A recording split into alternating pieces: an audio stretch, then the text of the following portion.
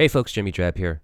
Just wanted to quickly let folks know that there is a new series coming up on Vinyl and Vision, presented by Psychic Static. We'll be focusing and featuring noise rock bands from now until October 27th to the start date of No Coast Fest 2022 in Denton, Texas at Rubber Glove Studios. We represent the Hammer Party, and they will be performing at the No Coast Fest this year.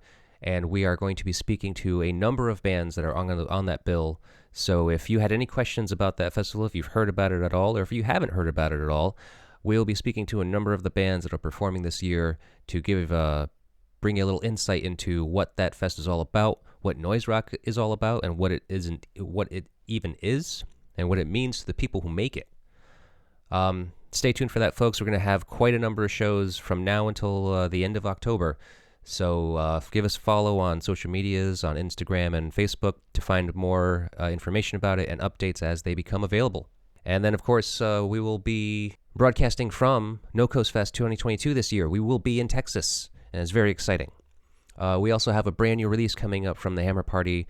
Their new EP is coming out in September. So give us a follow and find out more about those things as they become available. Thank you, and enjoy the show. Let's sit down and listen to records. Smell the cover, read all the verses. Tell me about your favorites on Vinyl and Vision.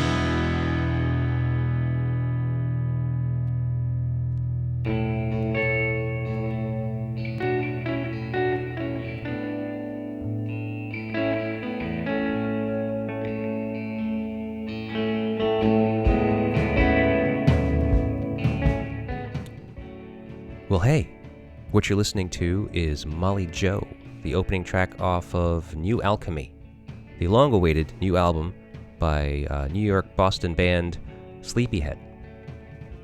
Hello, and welcome to the latest episode of Vinyl and Vision, episode 75. Tonight's very special guest is the band Sleepyhead. All three members, Rachael, McNally, Chris O'Rourke, and Derek Van Beever. Wonderful people and a great conversation. It was totally a great time and great hang with this group. So much so that the conversation went so well that there is no edits. This is one of the first times in my history as a podcaster, that I have not edited a show. This is exactly how it happened in real time. Yeah, and with that being said, I feel like there was a couple of things that we glossed over. As I learned more about the band, obviously from having read their bio, listened to all of their albums leading up to this conversation, and then obviously being in the conversation with them, I feel like there was some things that we kind of glossed over, just because they seemed to didn't want to dig too deep into some of the topics and kind of get off topic of our conversation. Kind of wanted to power through and make sure that we could finish this in a timely manner. But very heavy stuff going on. The band itself, obviously, they have this new record out that has taken a very long time to make. They've put a lot of time and effort and thought into it, and experienced a lot of, for lack of better way of describing it, a lot of tragedy amidst the band while in the process of recording it, and it shows. It shows in the record. It's a very thoughtful and considerate and personal record. And it's wonderfully recorded at Q Division in Boston, and I encourage you guys to pick it up and listen to it. It's currently available now anywhere and everywhere you stream music, and of course it is through their Bandcamp site, which I will provide links to in the show notes, because they are only selling it digitally for the moment. There is no set plans to release it in a physical format, but I am sure the band is working on it and considering it, and will be wanting to do it. So if you guys give back a little to them, head over to the Bandcamp and pay what you can. I believe it's asking $7, so obviously you can pay more for the album, and the more and more they sell, maybe the more likely it is that they will produce a physical format for us all.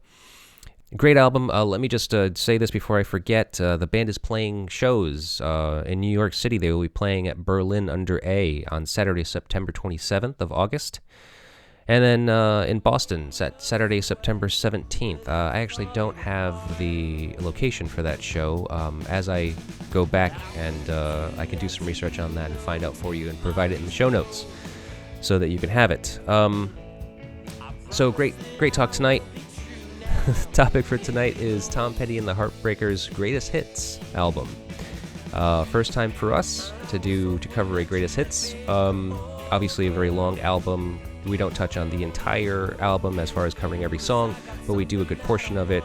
And I did something a little different tonight. Instead of featuring the music of the record, which we were talking about, I am featuring snippets of songs from the band's new album, New Alchemy, as they discuss the songs. As songs get mentioned in the conversation, I provide a little snippet of the song to give you a little context of what that song sounds like, or what it is that the band is speaking of and describing about it. And I think it works out pretty well. I hope you really enjoy it. And if you do, by all means, we ask you to please do all the things you do with the internet. Like, share, comment, subscribe, rate, review. Those last two being the most important, of course. And then follow us on social media. That's how we update. That's where we post about all of the things that are happening here, which there's a lot coming very soon. So Vinyl and Vision, just search it on all your platforms, Instagram and Facebook. It's there. And yeah, I think that's all for now. Thank you very much, folks. Enjoy the show.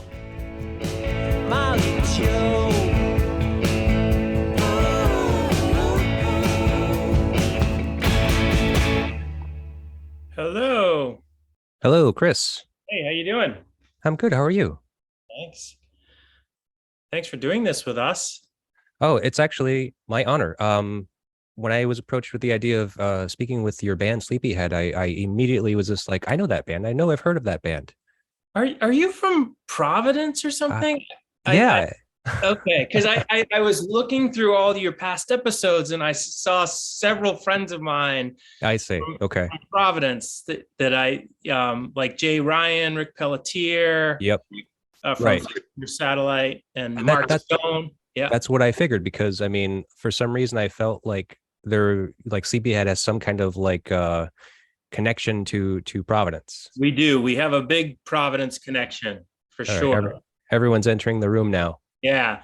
Hi, Derek. Hey, how are you? Good. How are you doing? Thanks. Everyone's on their own computer today, huh? Yeah. Rachel and I are in the same house, but we figured it's probably was easier for us to be in different rooms. Oh, okay. Rachel, you got the stripe memo, and Chris, you got the gray shirt memo. So good. Yeah. Wow, look at that. We're all what, monochromatic? Is that what that is? I don't know. Very coordinated. Yes. Why? Hi, Rachel. How are you? Hello. Nice to meet you. Nice to meet you.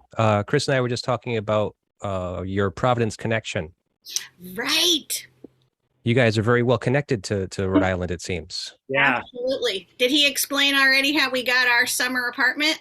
No, not yet. Actually, we just literally started talking before you signed in. There is a previous Providence connection to the summer apartment. But the summer apartment's a good story. Okay. I know. Well, hit me. We were wandering around Providence. Right after the band. Right after the band formed. Yes, right after the band form. And this was like we were going to put our summer into it. And so our first bass player, Mike, stuck a sign on his T-shirt that said, "We're looking for a summer sublet." Yeah. And it ended up working. we saw one. Do you know Eliza? Do you know her? No, I'm not sure. She did only lived in Providence for a short time. So anyway, so we went and looked at her place, but it wasn't big enough. And then somehow we found someone else. So it did work. It was sort of. just from putting a sign on your bass player walking around. Look at that. That's the best type of advertising. Yep. The reason the Providence connection exists is, well, my father actually went to Providence College, but that's not why. That's not why. Although Providence College is connected. So John McClain from Six Finger Satellite is one of my oldest friends. His parents and my parents were friends on Cape Cod when they lived there for a little while. That's where I'm from. He's 2 years older than me. but I've literally known him since I was a baby. Like his younger sister was the only person at my first birthday party, for instance. Oh wow, okay.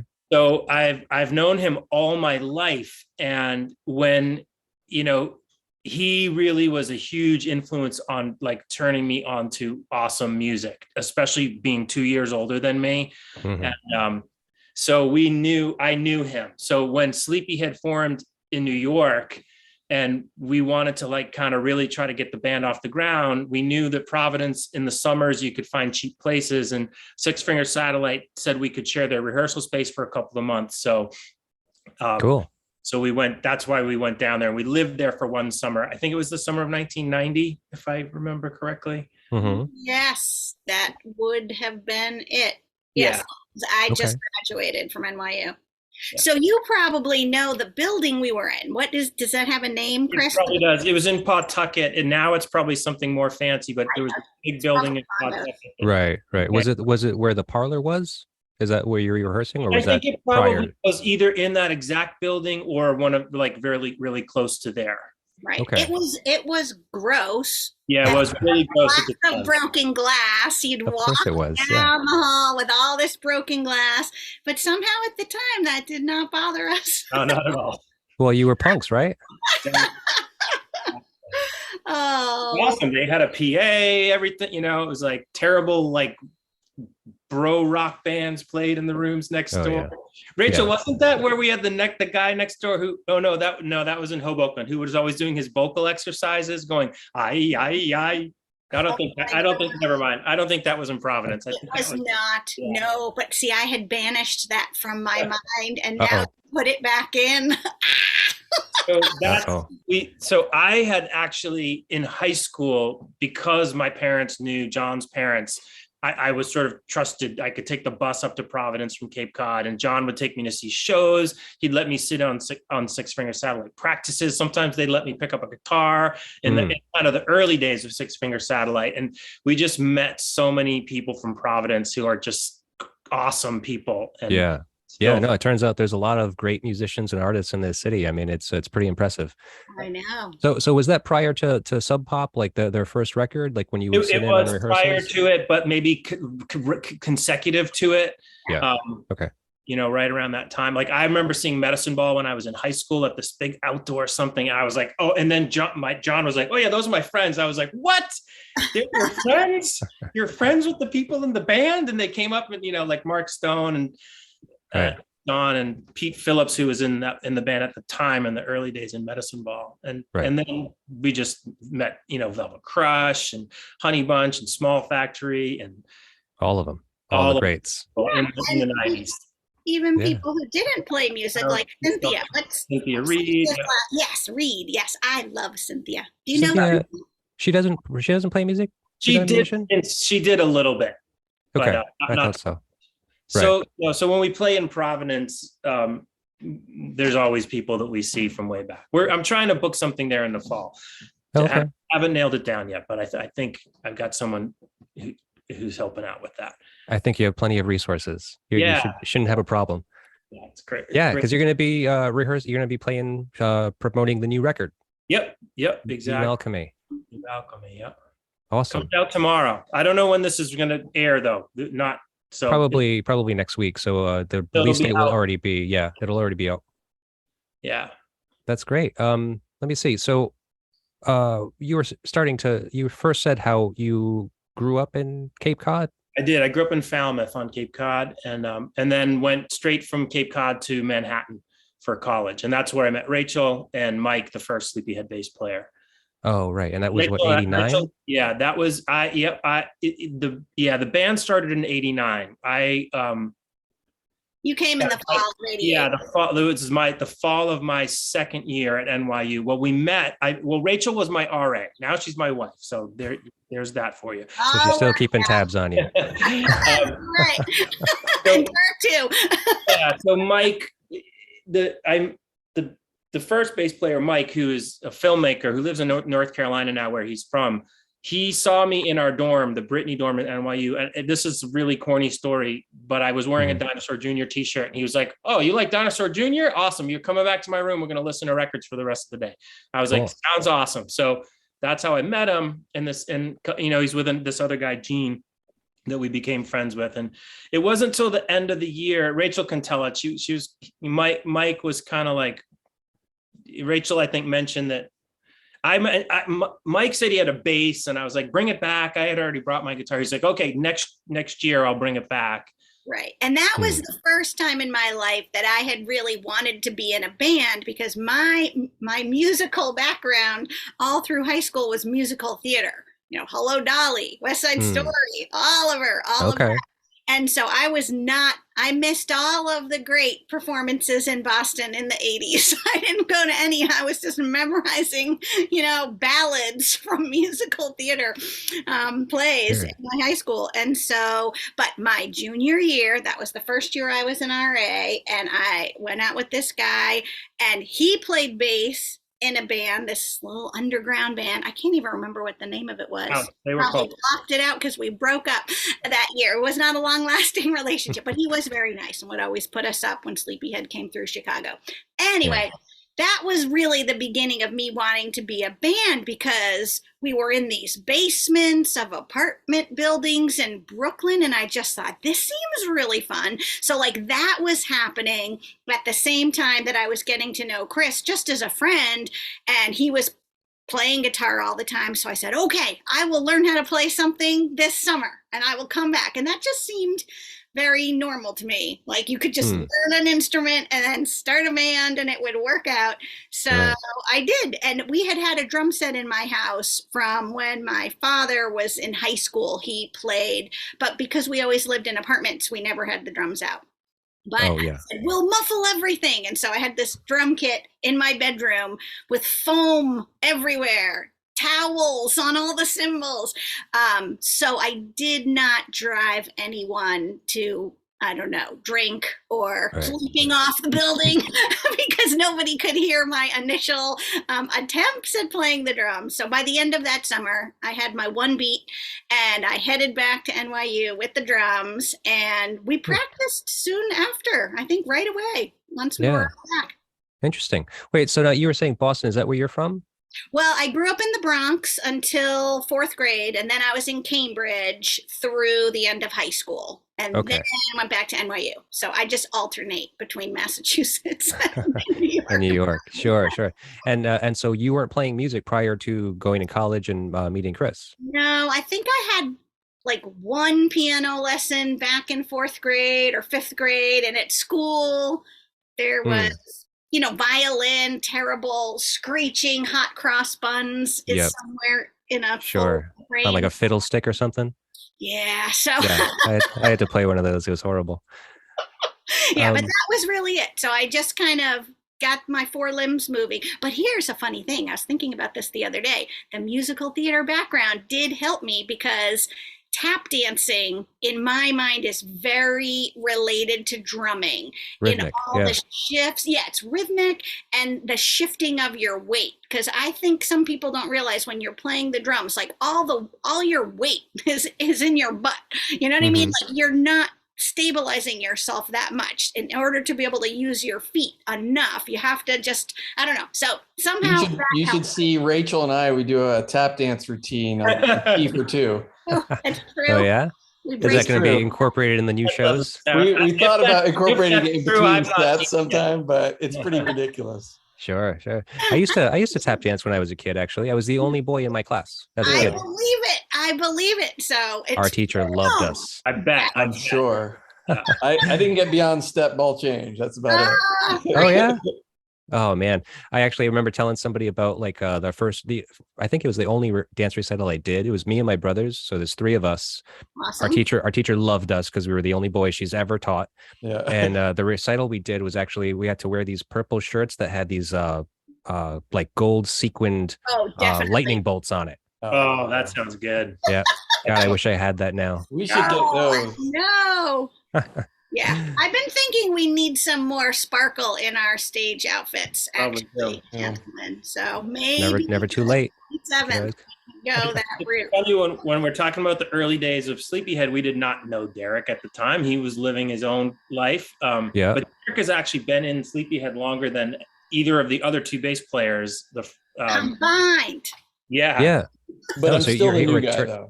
Yeah, you're returning member.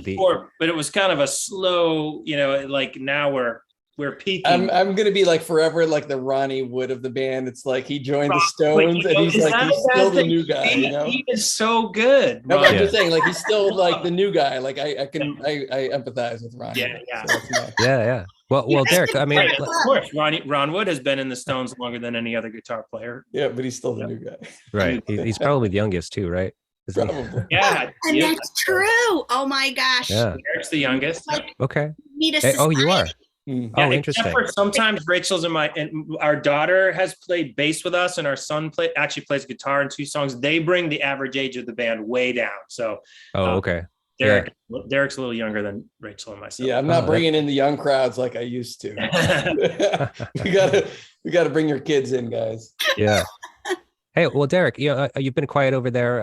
It's hard when there's 3 people speaking, but I want to make sure I get you included. I would like to know about your background as well. Like, kind of where'd you grow up? I grew up mostly in Florida, so I don't know if this is the Tom Petty. Oh, did you choose the record? So no, but like I mean, I kind of like came up through that stuff. But actually, so I moved to Florida when I was a kid from Holland. So I have like a Dutch background, then lived here in Florida for like 16, 17 years. And then my late wife and we moved here to Boston in 99. And I probably met Rachael 2 years after that at a faculty variety show because we both played instruments. And so that's how we met. And I've been playing music my whole life. I mean, I'm just kind of like, played in bands as a kid and all that stuff. Yeah. And what was your first instrument? It was always so my best friend who's actually is going to play, I think, with us in New York, right? He had a drum set and a bass guitar. So we would I never like I couldn't figure out the drums. So he would play drums and then I would just play bass, and we would just, play like some Cure and some REM and just stuff that we were listening to. And we would just sort of try to be that, and we would have to visualize the other parts. Anyway, I don't know if this is interesting to anybody. Derek will never say this, but Derek is like the best musician of the 3 of us. He plays he plays the most. It's because I have no fear. I don't mind sounding like shit most of the time. So I'll be like, yeah, I'll pick it up. Like he plays a lot of keyboards with us now. Yeah, and I would say sort of like that's the Sleepyhead thing. I think that would Chris might. I don't know if you ever articulated, but I think what changed was when I started playing keyboards in the band. Like Sleepyhead did not have a keyboard sound. No. And it kind of changed it from like a guitar rock band, I think, to a little bit, because I found this Wurlitzer 200 on Craigslist really cheap, and I fixed it up and I'm like, I like playing this. And I'm like, oh, it sounds like sort of classic rock that I like. And so I brought it to practice and we just started writing songs that sounded more, like that. Less I remember the day you told me stuff. Sorry, I remember the day you told me you bought that. I was like, "What? Oh, wow, that's cool." Yeah. I do think that really did. I think it shifted my thing because I'm not a keyboard player, but I just like the sound of it. So I'm like, I'm going to make it fit in these songs, and sometimes we write on it, and sometimes it's just like extra. Wurlitzer 200, is that an electric piano? Yeah, it's one of the early stuff. Yeah, I don't know if anybody listens about, that's like a music gear, but they would know what that is. So the Wurlitzer 200 is more that like one of the more popular Wurlitzer electric pianos. Right, like one of the vintage ones. It's like it's a semi-acoustic, right? Because you need to plug it in. It's all it's electromechanical. Okay, sounds incredible, and I love playing it because it has such a vibe to it. So like I always bring it to the gigs because it just creates sort of this oral space that I really like being in, Sure. I have one of those too, actually. I love it. I mean, you can literally just bang on it and it just sounds good. Yeah. And then forget about putting a few effects on it. You could just sit there forever and pretend you're like Herbie Hancock or something. Pretty much. Yeah. That's exactly what I like to do with it. So, now I wanted to speak to you guys about a record that was important to you. And I'm interested to hear how you guys collectively came up with this choice of Tom Petty's greatest hits. Are we the first band that's ever picked a greatest hits record on your podcast? I don't want to put you on the spot. It seemed like I think so. Yeah. I think so. It was, I think it was hard. The three of us mostly really do like the same kind of music, same stuff. But Sure. to pick one thing is really hard. Right. Especially between three people. I mean, if you were just speaking for yourself, it might be different. Musical backgrounds are pretty different. So I like a lot of stuff. I'm like, I love this, and I'm like, well, I don't know if we could talk about this for an hour. You know what I mean? Like, sure. Same with some of the things. Yeah, right. Yeah. Derek suggested it, and Rachael and I were like, "Oh, that's an interesting choice. That's a good choice." And I think like there's two questions there, which one of them is like, why did we pick Tom Petty, and the other is why did we pick a greatest hits record instead of, because he has a couple of amazing records and lots of really good records. Of course. I think that's how you can answer the second question, is because it just encapsulates everything about him, because it's hard to just choose one of his records. Right. I would, like probably if someone put a gun to my head and made me pick my favorite record of his, I think it would be Wildflowers. And that's just gotten so much attention in the last 2 years. It actually sounded like kind of a boring choice. Okay. And I really love his first couple of records. And I actually also really, really love the last record he made before he died, Hypnotic Eye. I think that like is kind of slept on, or maybe it's just on the reason we got it is Rachael and I saw him play at Fenway Park, and somehow we got a free copy of the CD with our tickets when we bought the tickets. And I'm not even sure I would have bought it, but it's actually really good. Huh. But today I was thinking about greatest hits records, and actually I pulled some out. Like there are some bands like this, right? The Kink Chronicles. Oh yeah. That's great. That's how I learned about the Kinks, was this record. Right. Or like the Buzzcocks, Going Steady, right? Boom. Is that in there? Right there. Perfect. And and this is, in this XTC Waxworks. Nice. Okay. Which Ramones Mania, maybe you have that one. I know those are more like singles collections than greatest hits. I don't know what the difference is. And then of course everybody for my right. Hot Rocks. Okay. Here, another slightly weirder choice, but this is the first fall record I ever got. Wow. Oh, cool. Like a compilation. Well, it makes an extra interesting point, because I mean, greatest hits records are really typically a really great place to start if you want to experiment with a band. Right. And this collection is, I think it's pretty good. I mean, as far as like a choice for you trying to reach some kind of commonality with a single choice between the three of you, it kind of covers everything. Yeah. And every friggin' song is just amazing. It really is a greatest hits record. I mean, it's just perfect. Yep. And it is, I feel like it probably says something, because when what Derek said about us having really different musical backgrounds, but being in a band together is so fun and so amazing. Like, I really see it as like a triple Venn diagram. So there is that center spot with everything all three of us love and enjoy. And then there really are things that just Chris and Derek enjoy, and Derek and I, with our love of musical theater, and then Chris and I have I don't know. So so I remember thinking, oh my gosh, we are going to need a chart to find something that we're all teachers. But so my go-to usually chart.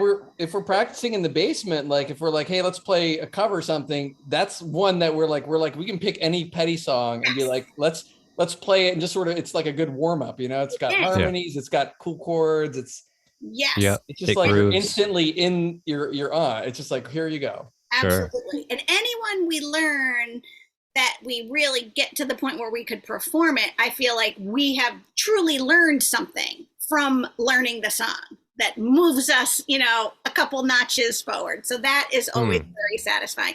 Those songs are so fun to play. They really are. Yeah. Oh, I bet. Yeah. I mean, just listening to it is great. They're also catchy. What I've realized listening to it again last night was just such incredible booming choruses. Yeah. Like, man, that guy can write. He could write a hook like no one. I mean, really.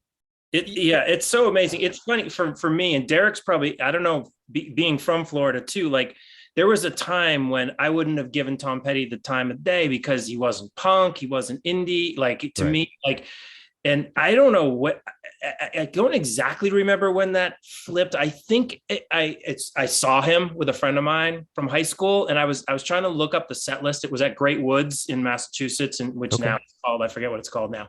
I forget too. So I Xfinity looked Center, up some I think. set lists, and I thought I saw him in high school, but I now don't think it was. I think it was actually probably like in the mid 90s, and I must have been home in the summer. Because like the one show I saw there in the 80s was with Bob Dylan, and I know I didn't see that. Okay. Yeah. And I remember going and just thinking, oh my goodness, this is incredible. This band is so good. And then I think by that point, like some of my hangups over what has indie cred and what doesn't, I was not worried about that stuff anymore and was much more open-minded about music. And also, I think also at some point I realized he actually was really cool, at least in the beginning, like sort of part of this power pop scene, and was very cool when they went to Europe and was this, so. Right. And there must be a certain point where as a musician and a songwriter, you start to appreciate for someone's ability to create a good song, regardless of whether it's pop or not. If it's a good song, it's a good song, and you have to like kind of respect that no matter what. Totally. That's what happened. That's right. And I would say that's like a common thread through all, like his lyrics are just these simple, straightforward. And I'm like, when you can write a song that's, he's just talking. It's just sort of like these beautiful, like simplicity in his lyrics that is, I don't know, somehow like I would love to be able to sort of like get, out of my head and be like, this is how people talk. This is how they sing. Here's your core. Man, it's just, I can't say enough good things about his writing. It is not easy to write like that. That's when you said choruses, I realized like I can't write a chorus to save my life. And I'm like, I really need to just study choruses, and like this is the way to do it. This might be a good lesson. Yeah. Oh my God. I actually think subconsciously we all picked this record because the next step we need to take as a band is to like figure out how to do what some of the things that they're doing. Write more like universal theme. Exactly. I feel like this one new song that I've been writing. Derek has some new songs too, and I feel like it could maybe be like this. But it's making me very much obsess over the lyrics because I want, like what Derek said, I want them to be universal. And like there's a I don't know what the right word for it is, but in almost all of these songs, there's an inroad for anybody listening who can universality. Right. Universality. And maybe that's what's sort of like why people might be turned off for it, because it's sort of like it's like somebody should have thought of this already. Of course these songs should have been written. Right. Like these are in like our musical DNA. Like you hear it, nobody's going to be like, oh my God, Tom Petty sucks. Refugee, that's the worst song. I'm sure there's some people out there. Classic rock, it's but that's what my mindset was like at some point. I have no hangups on it. For me, it's just like I don't anymore either. Direct lineage of that dude. Yeah, right. Of the rock sort of whatever. You know. He has some bad songs too. Yeah, of course he does. But the great ones are just undeniably great to me, and they bring me a lot of pleasure and joy like listening to them. So it's funny, for the majority of the research that I did tonight, I had picked up a book by Paul Zollo. It's Conversations with Tom Petty, so it's basically like an entire book of this guy interviewing Tom Petty, I think over the course of I want to say 20 years, but I think that's too long. But it was like years of just meeting with him and interviewing him constantly. And it's really in depth. It's really wild to read and kind of get for some insight into his mind. And it's just so funny how humble he was, but at the same time, he knew he was amazing. He knew the songs that he wrote were amazing when they came out. Yeah. He knew it was just this is good. This is it. This is going to be one. This is going to be a big hit. Right. Yep. And it's pretty amazing, I think. I mean, so how do you feel about your songwriting at this time in your life? I think I'm feeling pretty good about it. This is going to sound cocky. I feel like it's taken, I'm 51. It's a little weird that it's taken me. I mean, I think I was 19 when this band started. I feel like I've finally figured out, maybe if not how to write songs, but what it should be like. And like, so I think I can edit out bad things. Like, I'm really proud of this record that's coming out tomorrow, or will be out by the time people hear this. Really, really proud. Derek wrote 2 of the songs, which are amazing. Okay. But I'm not, like, I am excited to be working on new ones too. So like, we have a couple new songs that we're going to play in New York. You know, obviously we want to focus on the new album, but we are going to throw a couple of even newer ones in there. But it's so fun. We are enjoying, well, I should speak for myself. I am enjoying playing this band now, this moment, 2022, more than I ever have in the, you know, whatever 30 years I've been playing this band. It's just so fun.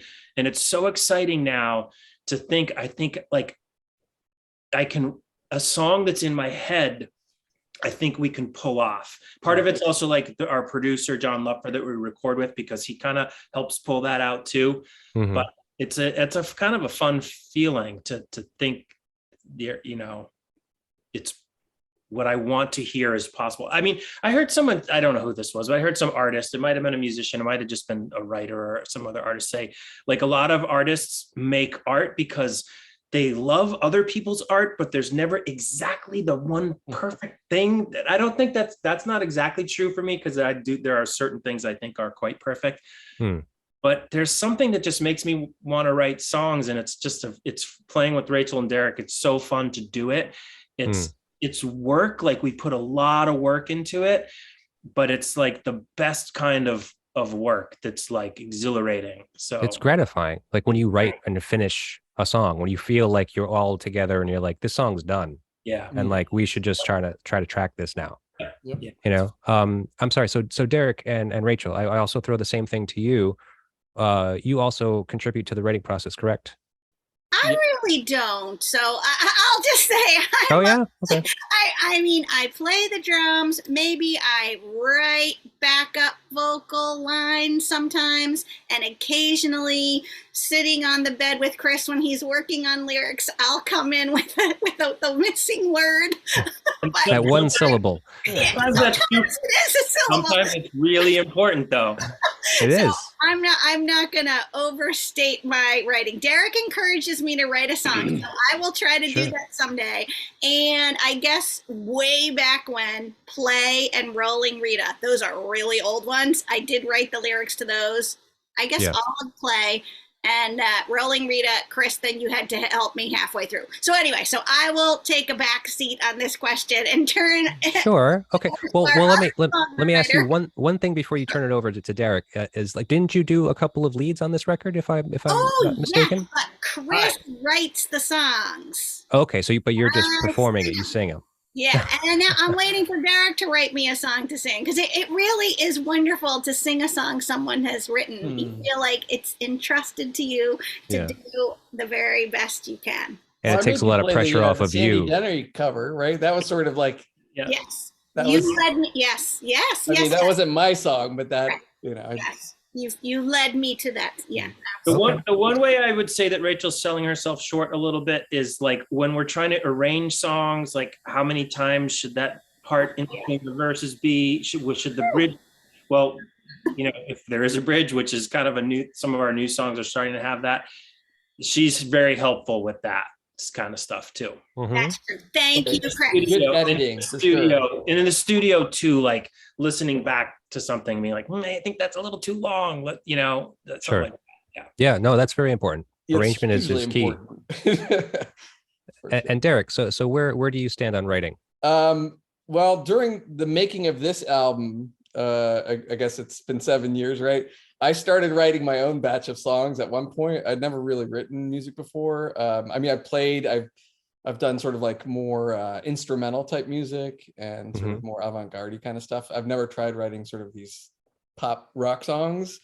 Okay. But so it just kind of came out. It's a weird thing. I don't want to get like too mystical about it, but it's definitely, it all happened at once. I'm a little bit worried that it's not going to happen again. I'm serious. It's you like have new songs. Yeah. I have my newest song. So I definitely good. think is my favorite song. I haven't recorded it yet, but it's been a while.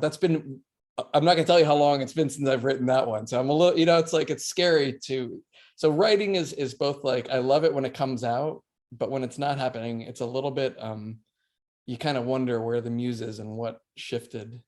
Well, can I maybe shed some light on that situation for you? Please. You happen to be in a band with talented people that are also kind of writing as well.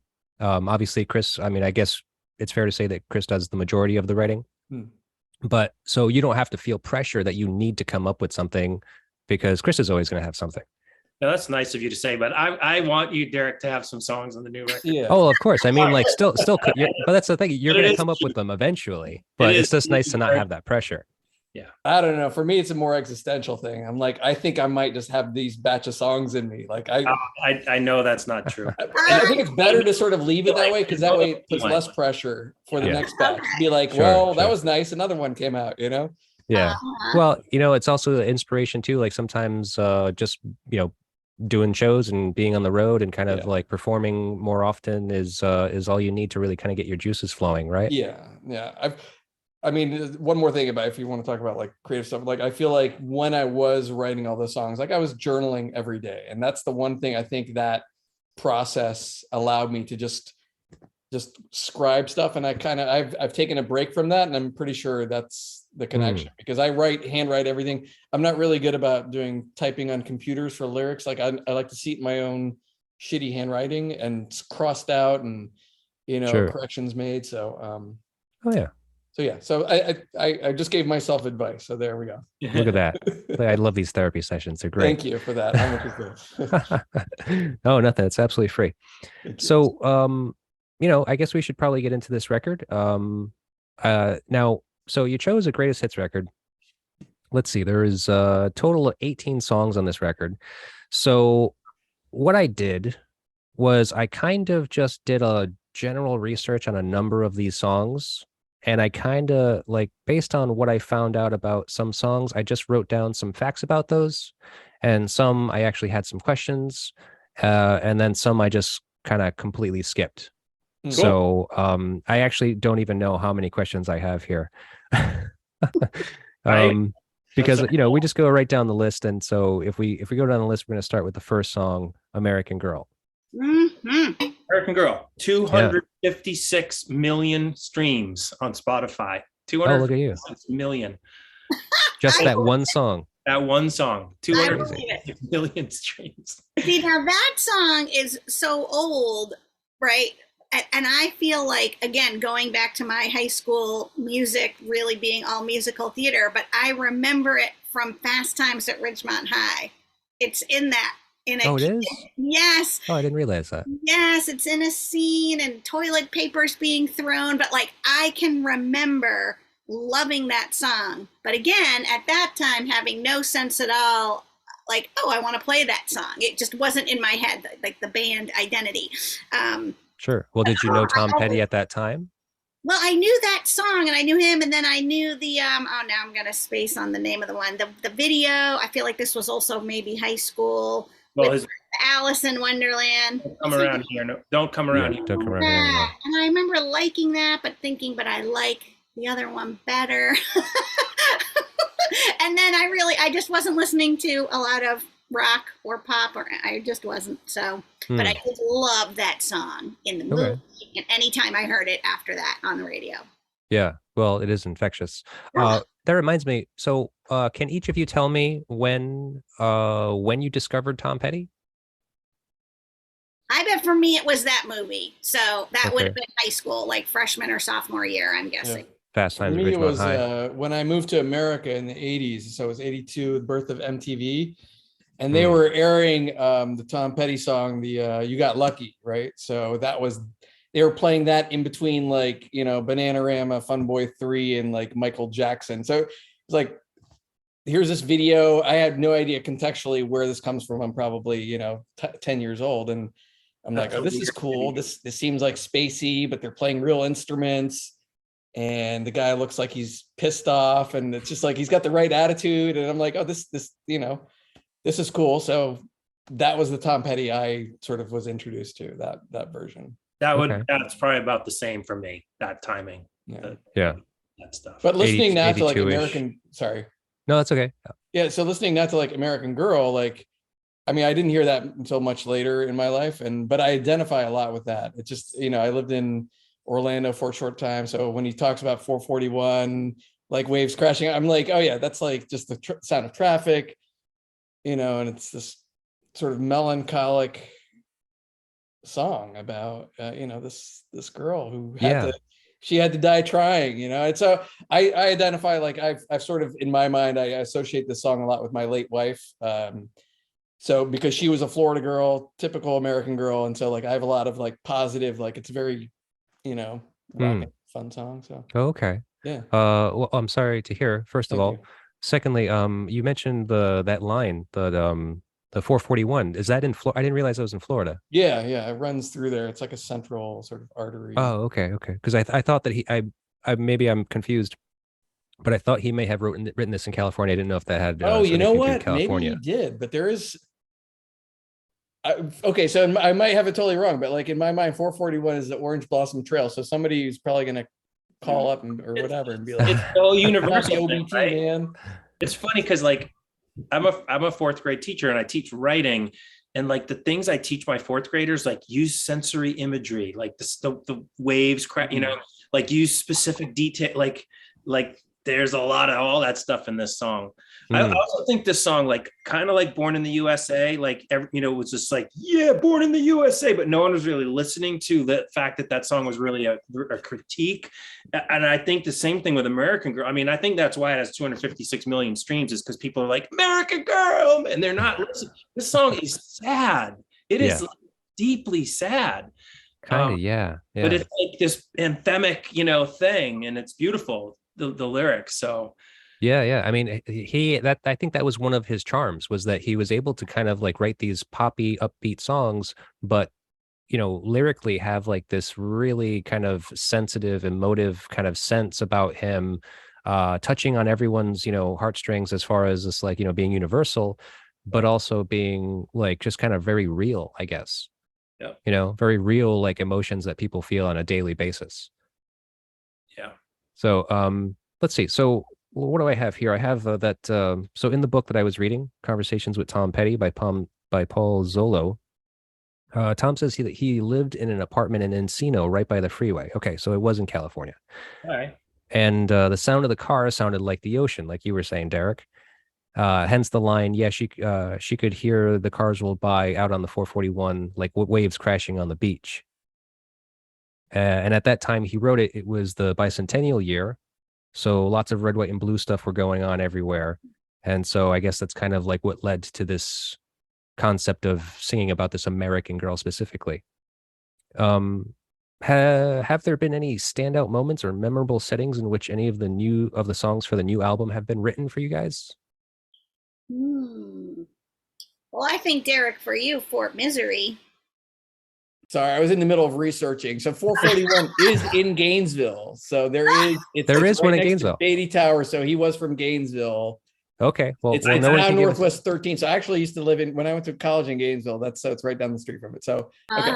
Sorry, okay. What was the question? Okay. Sorry, the thing is, it goes to the universal thing, right? It's like he managed to be simultaneously like a Southerner from Florida, which is not exactly like the what people think of as the South, but also California, and he just spread his wings out from coast to coast there. And so it means something to different people depending on where they're from, I think.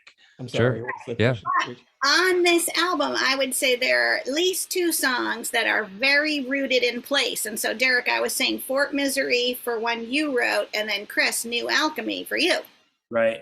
Yeah. Yeah. Fort Misery is, right. So Fort Misery on the new album is sort of a reference. I grew up in Fort Myers, Florida when I moved to America, and we sort of lovingly called it Fort Misery. So I just like that title for something. And then one of the songs I wrote, as I was processing my grief, this came out, and that seemed like an apt title for a house that sort of lost sort of its structure, and you're holding yourself up behind. All things pass and have a season. Since you've gone, I see no reason. The boys keep asking, why did Mom go? All I say is that I don't know.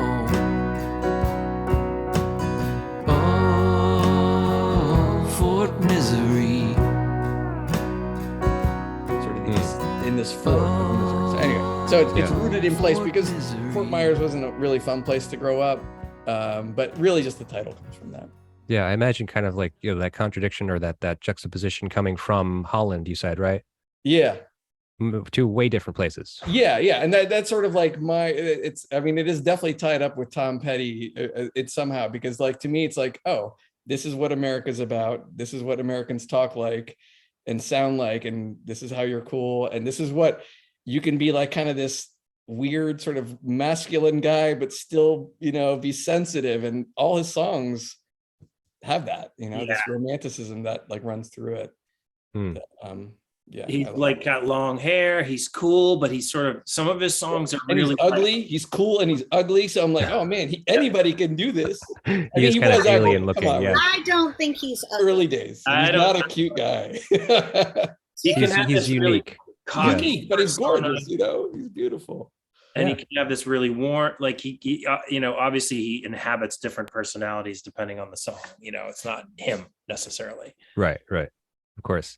So I'm sorry, Chris, Rachel was saying New Alchemy for you. Yeah, the title track. So there was a place in my hometown called the New Alchemy Institute in the 70s and 80s. There in Falmouth, there's a lot of scientists because of the Oceanographic Institute, and a bunch of scientists just started this kind of experiment in sustainable living, like growing all their own food, fish farms, aquaculture, beehives, small little wind turbines, geodesic domes, greenhouses. Wow. And it was it was like, I used to go there on field trips, like as a kid in elementary school, or I did this summer program like called the Woods Hole Science School.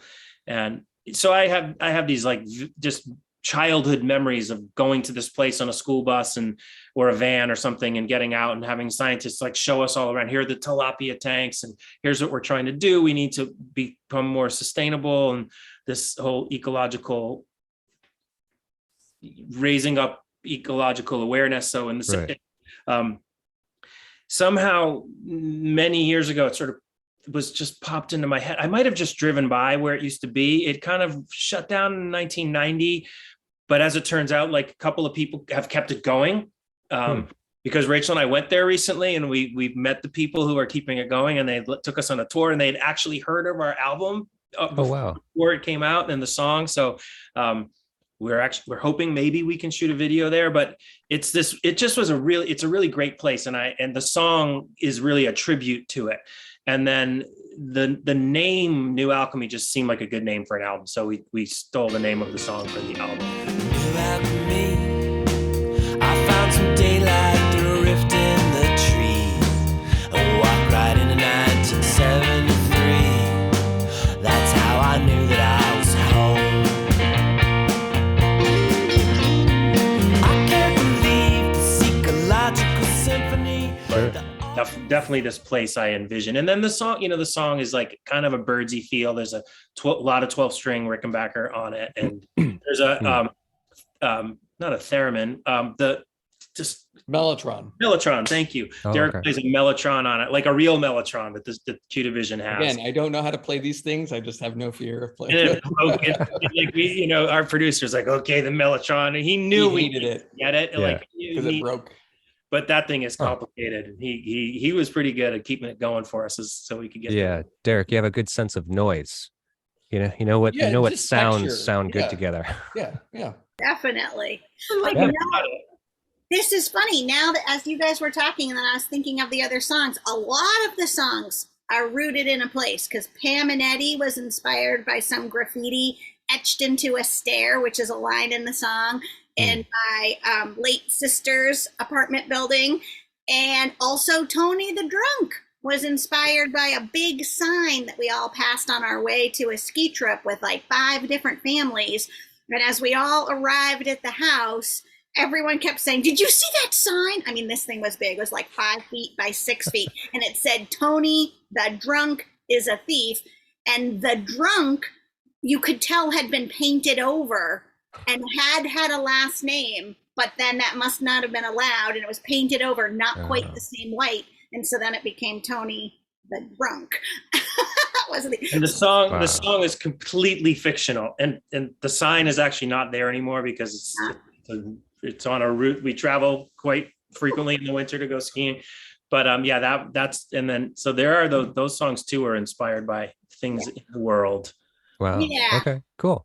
That's great. I mean, so it seems like, because I kind of got that vibe, but listening to the record, it seems kind of very personal. It seems like it's not so far out, like in the world of like kind of creating these characters and so forth. It seems a little bit more like real. That's probably good. Okay. Yeah. No. But it's that sounds 100% right. okay. Cool. All right. Well, we're gonna move on to another song. I'm gonna skip Breakdown. Okay. Not because it's a bad song. No, I hear you. Don't have anything for it. But this one's actually great. Listen to Her Heart is next. Yeah. Now, all right. So what I have here is that it's a poppy little number, kind of in the vein of the Byrds or Beatles. You know, definitely has that feel to it. So Tom Petty shares this story in the book about having Elvis Costello and the Attractions open for the Heartbreakers at the Riviera Theater back in '77. And Elvis Costello admitted in an interview that he wrote the end of Radio directly from this song. He basically stole the ending of this song to copy for Radio. Wow. So now I know your band has played with many other memorable and influential acts throughout the years, but do you either know or suspect that your band may have had a direct influence on any of the bands that you've played with? There was a band once that covered one of our songs, and the guy sent me a cassette of it. Set You Free. That was cool. And which band was that? They're called Dude Japan. I didn't know who they were. It's like a guy who has his own record label, and I don't know how he found us, or maybe he was at a show, or he said he sent it to me, which was cool. Okay. Although back in the early days, like we had our actual address on things. Yeah. Then we shifted to a PO box. I don't know. The only way, there were no websites. Nobody could ever. You couldn't get. Right. No one could reach you. It was either that or your phone number. So. Yeah. Or both sometimes, yeah. Both, yeah, definitely. And who had the money to pitch in for a PO box, really? I mean, that's a big step up. Did eventually have the PO box, but at first it wasn't even it was like a dorm Rachel was working in, right? It was like an NYU graduate dorm, I think. Was our But it is interesting. I don't know. See, I don't even know that we would know if someone was influenced by us. There actually have been a few people like I wish I could think of it. There was someone who wrote a song called Sleepyhead that was inspired by us. Okay. I can't remember what it was. It wasn't like a big band. Right. Oh, that's interesting. Well, that's cool though. I mean, that's so like complimentary, huh? That's like to have that kind of legacy of people being influenced by your band. Yeah. It's pretty wild. That's the purpose of the next album, is that once everybody hears this, they'll be like, we got to record this and we got to work with like, oh my God, this is it. Yeah. Maybe. Yeah. Maybe. You never know. I mean, you never know what it's going to hit and how. Right. Very true. Yeah. Listen to Her Heart is one of those songs that Derek and Rachel and I realized, hey, let's try that song. And it was when we were first like figuring out how to sing the 3-part harmony stuff. And it was like a good learning tool. Like, this is a great song to kind of practice that. So we bust that song out at parties and stuff. We always had to bring our guitars around. Yeah, I gotta say that's probably like if we were ever asked on the spot to do a cover, like I think we could do that one with no rehearsal. Yeah, if we were all, well, Derek's not in our house right now, but if we were all in the same room, I pull out my guitar and we could play that song for you. I know. Yeah. Beginning to end with all the harmonies and everything. Oh, cool. Yeah. Do you know how to play all of these songs? Well, no, but we have played. It's funny. In the early days, we would play "Here Comes My Girl" really poorly, but it was fun to play. And during the pandemic, Mike Campbell started making all these videos on Instagram. Like his wife would film him, and he'd pull out some guitar. Oh, this is the 59 Les Paul, or he's got this crazy guitar that's a drum machine built in, and sometimes he'll just be like, "I'm going to show you guys how to play this Tom Petty song," or he'll explain, So this one day he made a whole video of how to play "Here Comes My Girl," and I was like, "Oh my God, did I play this wrong?"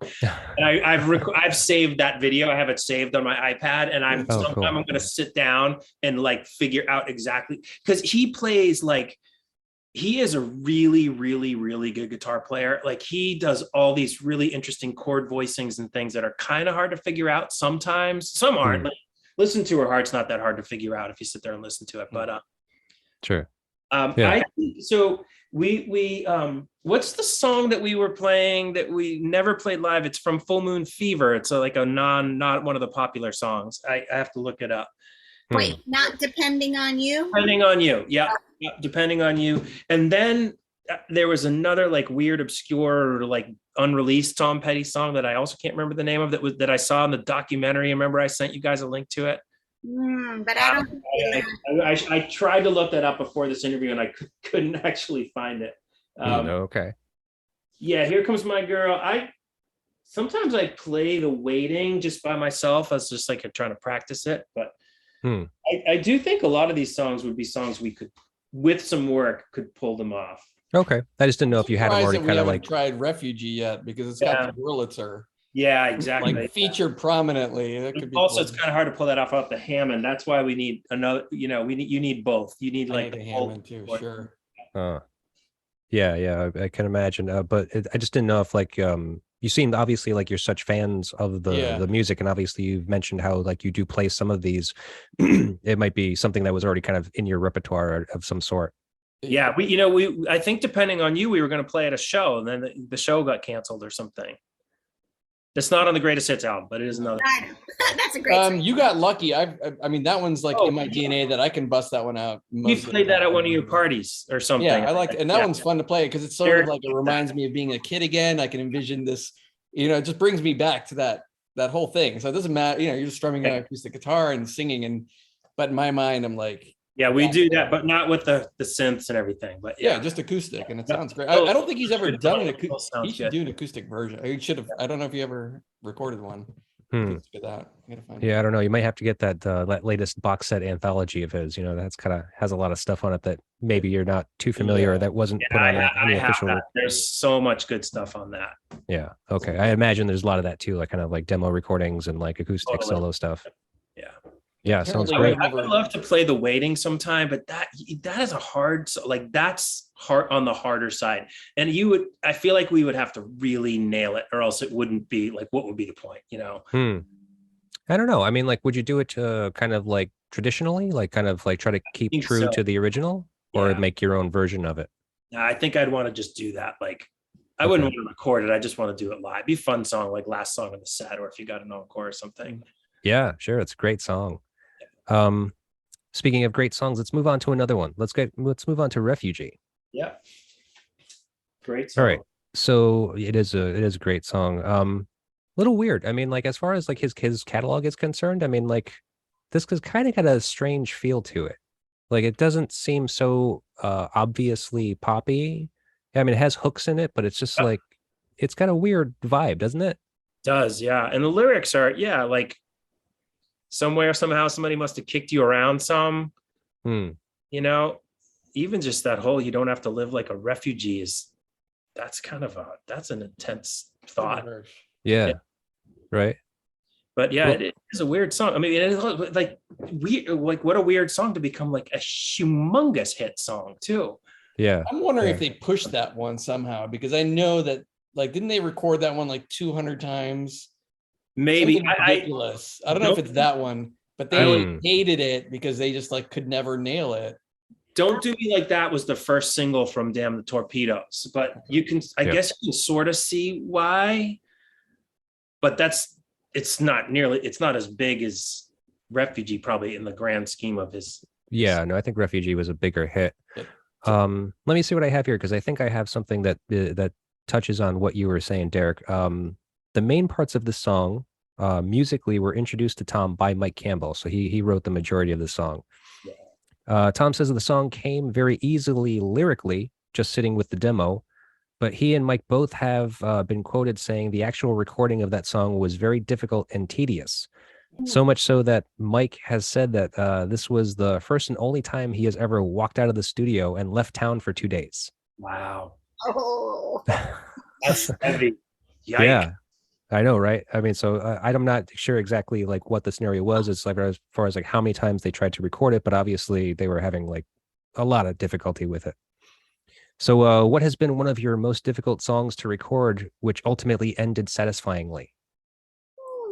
Oh, I don't know. This is not as grand as that, but Can You Leave the Light On is so like Fort Misery and Can You Leave the Light On, and maybe a couple of others are like the like heavy lyric. There's a couple of songs that are more heavy lyrically, and Can You Leave the Light On was also one of the first songs we recorded, and there was no arguing really about this, other than John Lupfer, the producer, and I kind of going back and forth with like, he's basically right about everything when we're not sure about things, but there was something about Can You Leave the Light On.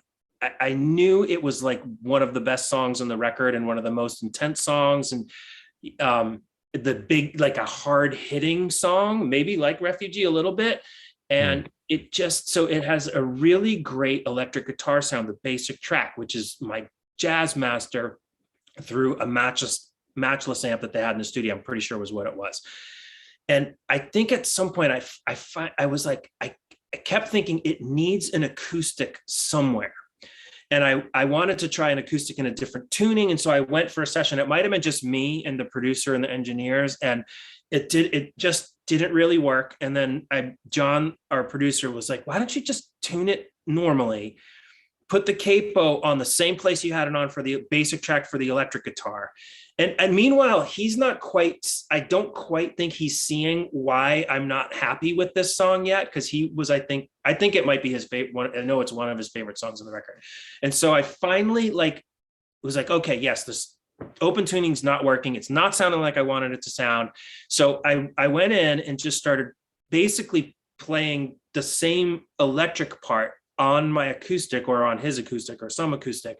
And what John, the producer, realized is like, oh my goodness, we took the electric guitar entirely out of the entire second verse and just let the acoustic be there. And that electric guitar sound is really great, but it's also really intense, and your ear just needed a break from it. And so when the second and the third verse of that song was already just bass and piano, this really beautiful, big, like Yamaha grand piano that sounds good. And so the song was like really, really, really, really, really heavy through the chorus, and then bass, piano, and Rachel's beautiful singing. But what it needed this other open space at the beginning. And so when he finally was like, oh my goodness, I'm taking the electric out for that, we were like, oh, this is it. So we were finally like, this may have been just me and John who were like so invested in this, right. But we were very, very pleased with, because there was not like headbutting would not be the right word, but there was definitely some like, it's not working. Right. Not working. So much so that you were like maybe even contemplating like, I'm going to shit can the song if we can't figure this out. I didn't know what to do. I was going to be really disappointed because I thought like this is like one of the centerpieces of the album. Yeah. And that thing I think allowed it to really truly be that.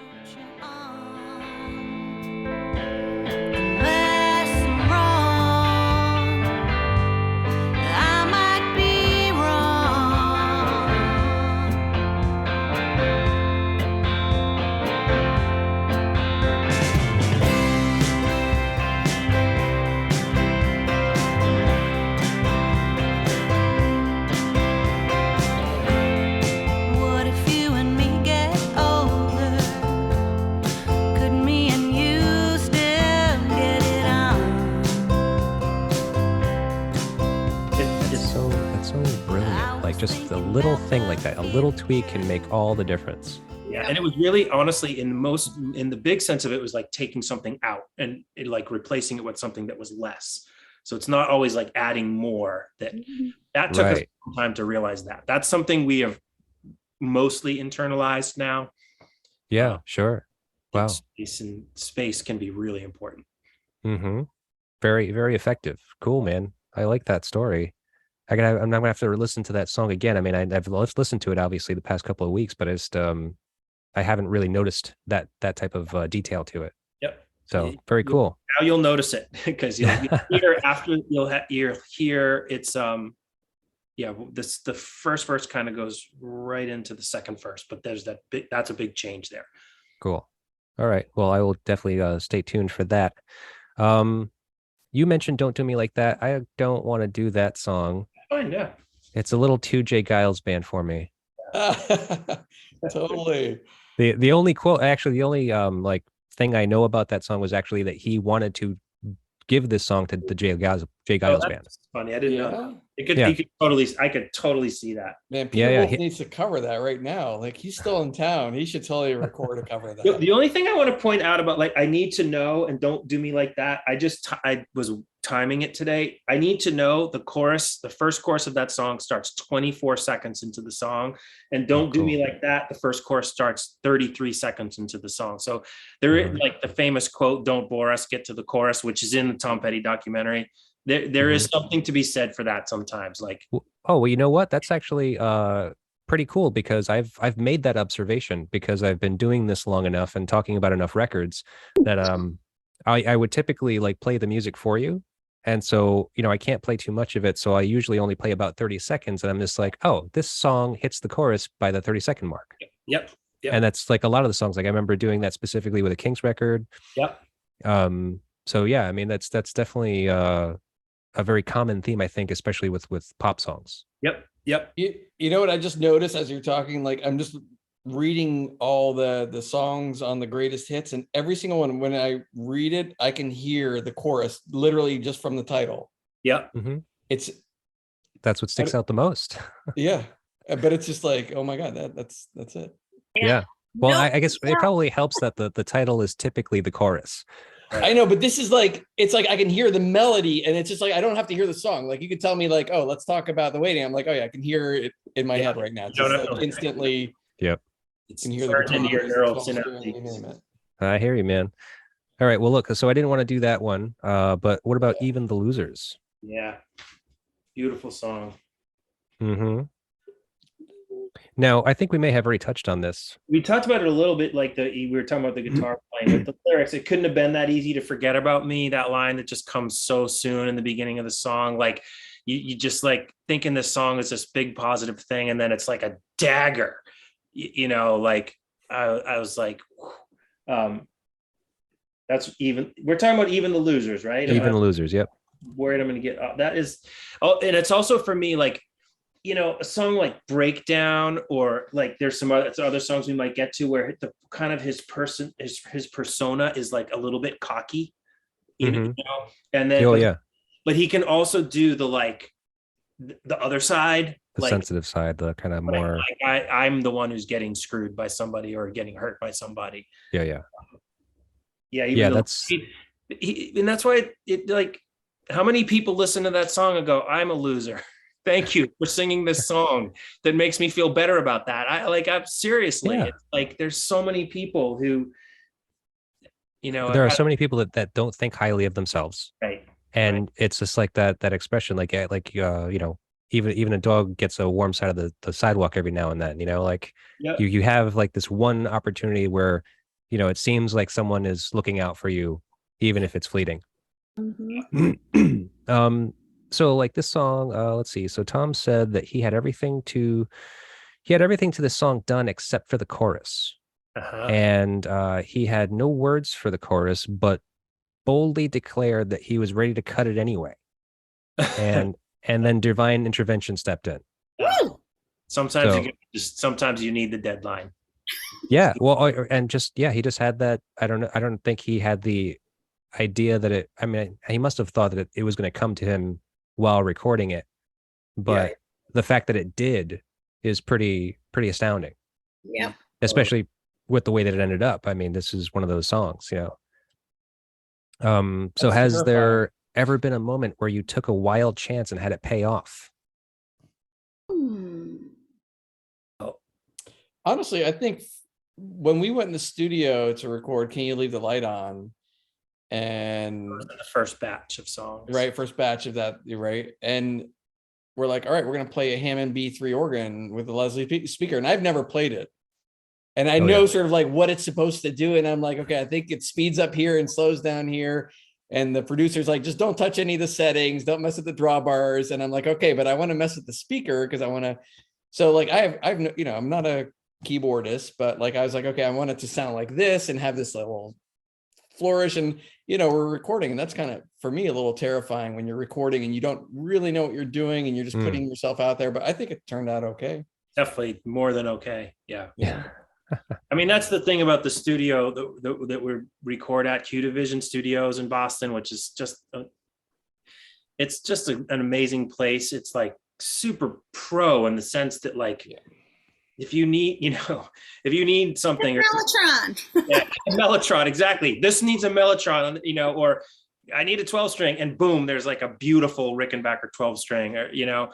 Yeah. But it's also, and the engineers are amazing, like super professional and quick, but they are also so chill, and it's just like it's just a super creative vibe in there. So there are many times recording this record where things were not going exactly the way we wanted to. You know, we thought we had the vocal harmonies worked out, and we get in there and all of a sudden we realize, well, Derek and Rachael are in unison on that chord, and Chris and Derek are in unison on that. And we're like, oh my God, you know, but we felt never, I mean, you feel the little twinge of discouragement, but we always, they're not enough that there were a lot of times where we're like, okay, we're going to figure this out. We're going to do it. We get like, and we did.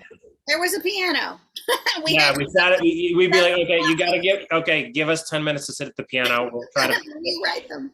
And, you know, and they were helpful too, but, Well, so how long did it take? How long did this record take you to record? Well, how many days of recording would be interesting versus how many years to be done? Because we did them in batches of 4 songs. Okay. And in general, I think we'd go in for 4 songs and do 2 days of basics. And then we'd do lots of half days and shorter amounts of time to get all the overdubs. And right. We spent a lot of time. Yeah. Right. It's the one thing about being in a band when we all have jobs. Like we frankly spent a fair amount of money too, but it totally was worth it to us. So I just was like, we're at this point in our lives. We're so happy with these songs. We are going to go into like the best studio, and we're going to go there until it sounds good. And then we're going to have it mastered by like one of the best mastering engine. Like, to me, it was like, I just didn't want to go halfway on it. So we tried to be as ready as we could when we went in there to you know, to not waste time, but we're not, you know, on the flip side, the same thing. We all have normal jobs. So we're, you know, we weren't always like super efficient, but No, actually that sort of goes back to the question of, did we ever go in and kind of think like, let's just take a stab at it and then be happy with the results? And so for me, that is definitely the drum breakdown part in the song Without You. I love you 'cause sometimes we love those who hurt us. Is that okay? Is that okay?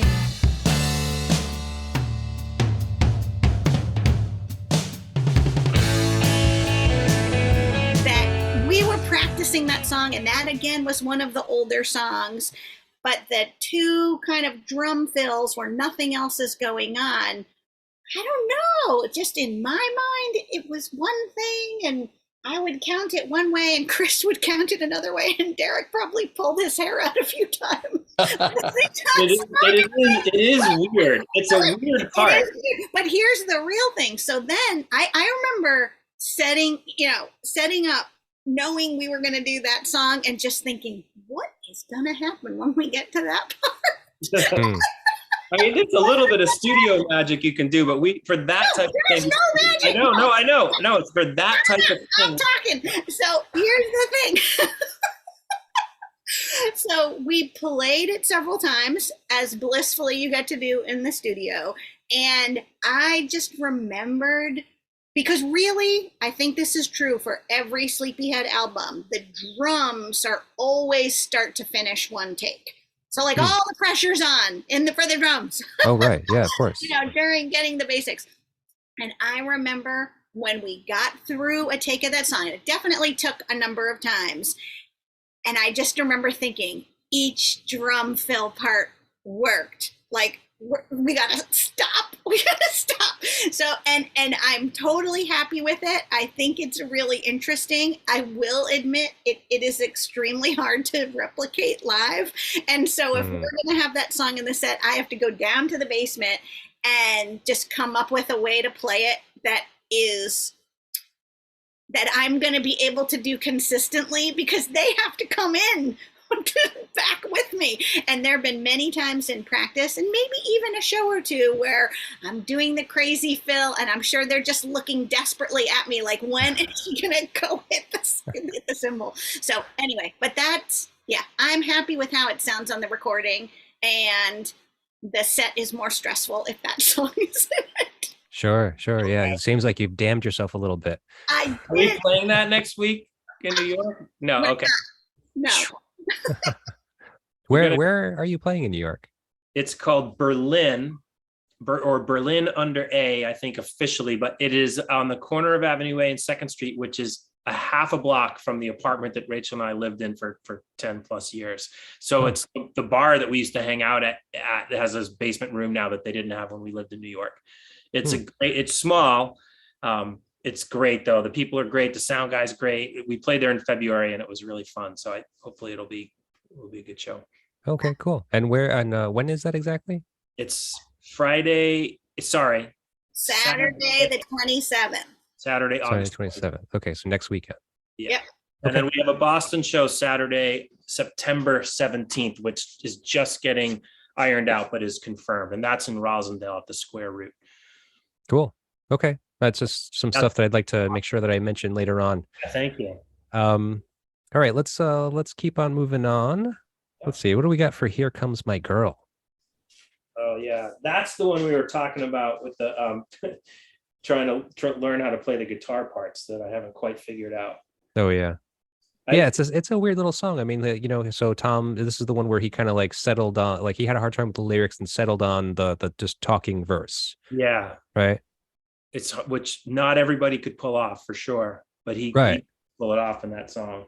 That song has that, like, I mean, you can't get more universal than a song that, like, the only thing that really matters in your life is your partner in love, right? It's like, it's a little sappy in a way, but I mean, maybe that is true. Oh, I'm sure it is. I mean, like, especially like the way that it's that the song is laid out, and like the way that chorus comes in, and it's just so grand and shimmering.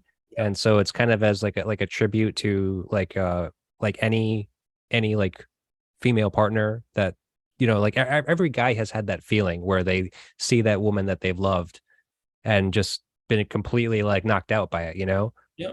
And I think that this song kind of captures that. Yeah, totally. And that song makes me think of like people who don't have like a rewarding job, or aren't healthy, right? Like have some health issue, or like life is really hard, but have this one thing where when you go home at the end of the day, you're like, okay, I got at least this is really more important than any of that other stuff. And I just think he's writing that song for people, like maybe for himself, but for everyone who's in that situation, which is a lot of people, I think. Yeah, sure. It's really gorgeous. It's like you can have this. You don't need money. You just need this one thing. Right. And if you have that one thing, you're good.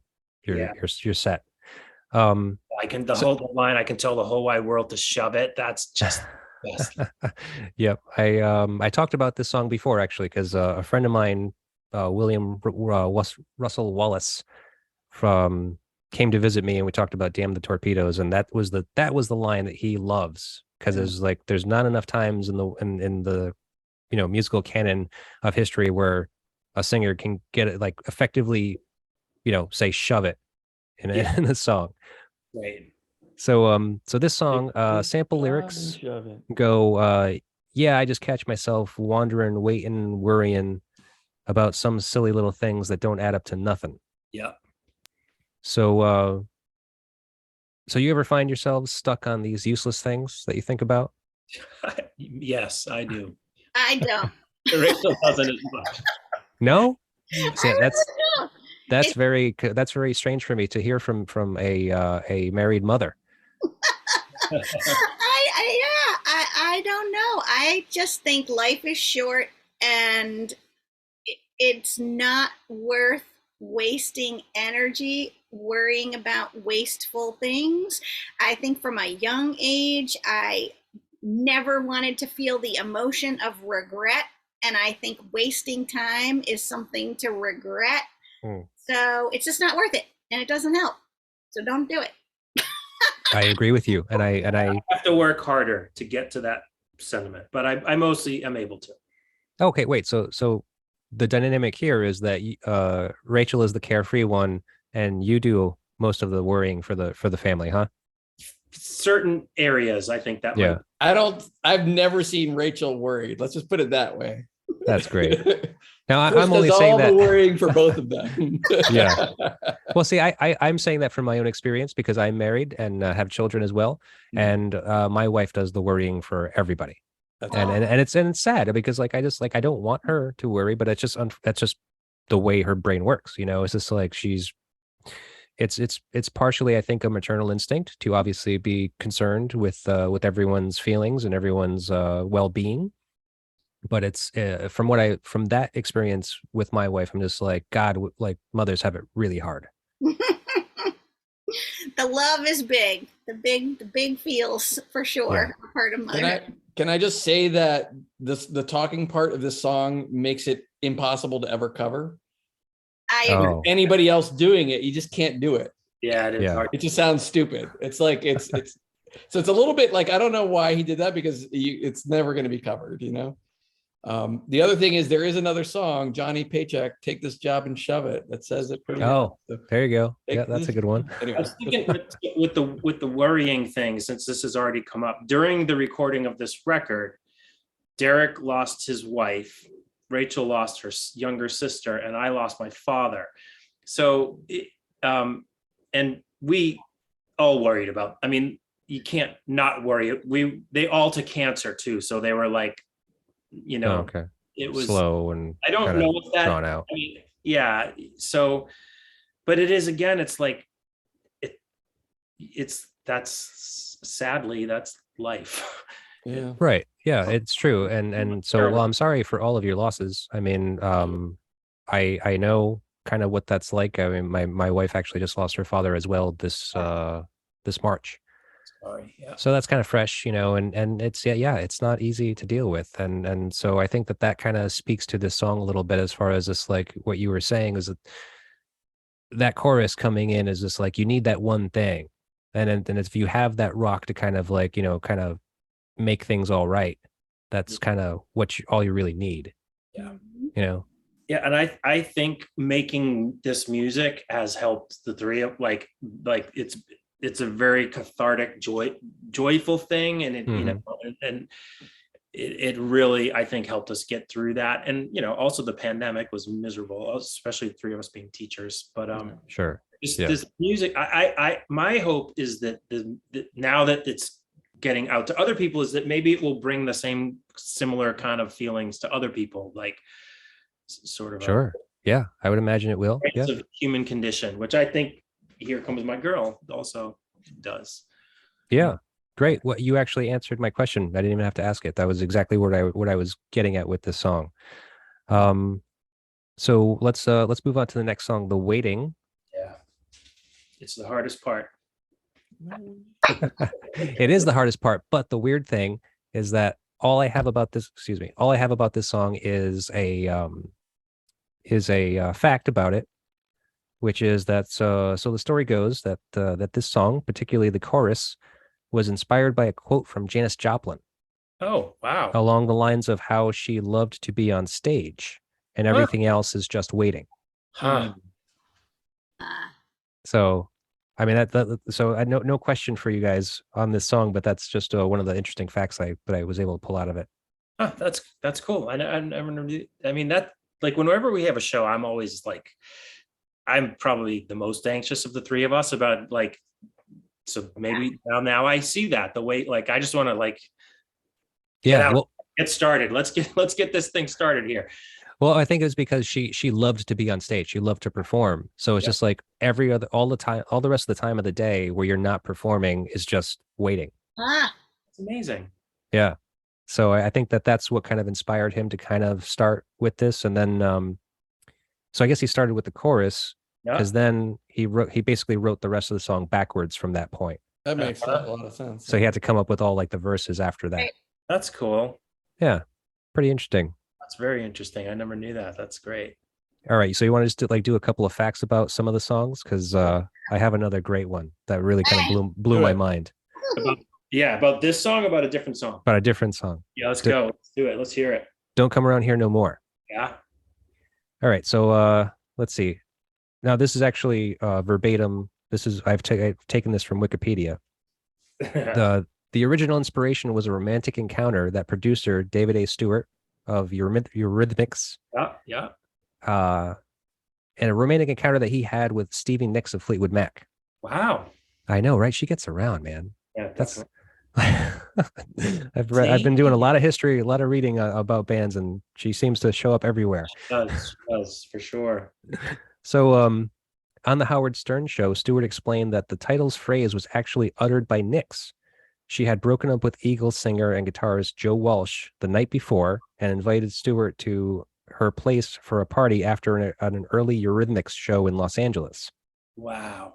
Stewart did not know who she was at the time, but went anyway. Says a lot about him. Yeah, for sure. That's awesome. When the partygoers all disappeared to a bathroom for a couple of hours to snort cocaine, he decided to go upstairs to bed. He woke up at 5 a.m. to find Nicks in his room trying on Victorian clothing and described the entire scenario as very much reminiscent of Alice in Wonderland. Oh, wow. Later that morning, when Walsh came by to find Nicks, Stewart heard Nicks throw Walsh out, saying, "Don't come around here no more." Wow. I love that story. I like the song even more now. That's really good. Yeah, right. And like everything ties into it. Like the video, like and the crazy synths throughout it that are like sort of warbling away in a weird way. Right. And I didn't realize, I think I put this together a little while ago doing some research on Tom Petty, but I didn't realize that what's his name? Dave Thomas? Dave Stewart was the co-writer of the song. Cool. Yeah. Yeah, and I read that in his biography. I was a little surprised at that too. Oh, okay. Yeah. And I guess it caused a rift in the band because they were using a drum machine. It sounds completely different from everything else that he's ever done. And the band is like, what the hell is this shit that we're doing? Like, right. And I guess being in the 80s. And he was doing a solo album, I think. He was trying to get a solo album happening. I don't know if this is on. Yeah. Tom Petty? Yeah, because he didn't want to, he wanted to do separate from the Heartbreakers. Okay. I think Rick Rubin wanted him to just do it. I don't know if it was, no, it was the other guy. Who's the ELO guy? Full Moon Fever is Jeff Lynne. Jeff Lynne, I think. Yeah. Which they ultimately ended up doing. I mean, but that was a few years afterwards. Yeah. Full Moon Fever comes out in 1989, whereas this song came out in 85. Yeah. So they eventually got I didn't like it when it came out. Full Moon Fever? No, that was a little, yeah. I mean, it was so commercial, everything. It was the same for me. All you could hear. It was a pretty poppy album. I appreciate it now a lot more. But I love it now. But back then, I'm like, this is not as cool as The Cure, and exactly. That's where my mind was at for that. Sure. Well, you guys were still pretty punk rock back then in the 80s, right? My mind, I was. Yeah. Right. Yeah. Well, that's all you really need. This was pretty slick back. When this came out, this is like the guitar coming away. Yeah, it was cool though. Videos. I mean, the video was super cool, and that sort of I think drew everybody into. But Yeah, it certainly did for me. I was pretty young actually when this came out. So Yeah. I remember being like a very young kid and just being like, this is such a cool, crazy video. Like, what is going on here? And like even the music itself, it's just like it didn't sound like anything else that was around at that time, you know? Right. All right. Well, I think that was fun to tell Yep. that. That's a great song. Let's see. Next song is I Won't Back Down. Yeah. All right. So now we're into the Full Moon Fever era. Yeah. Because even on this album, it's just like there's kind of a cluster of songs from that album on this. Yeah. Which was his biggest album, so not surprising, I guess. Yeah, I guess so. I mean, well, Damn the Torpedoes and Full Moon Fever, those are the two big clusters on this record. You got a bunch of songs from each of those records. So I Won't Back Down, despite all the political connotations of this song. Yeah. Here's a funny little anecdote from Tom. Yeah. He says, quote, at the session, George Harrison sang and played the guitar. I had a terrible cold that day, and George went to the store and bought a ginger root, boiled it, and had me stick my head in the pot to get the ginger steam to open up my sinuses. And then I ran in and did the take. Wow. Yeah. So it worked, I guess. I guess so, yeah. Ginger is powerful. Yes, I know. My wife swears by it. She eats it like raw, basically.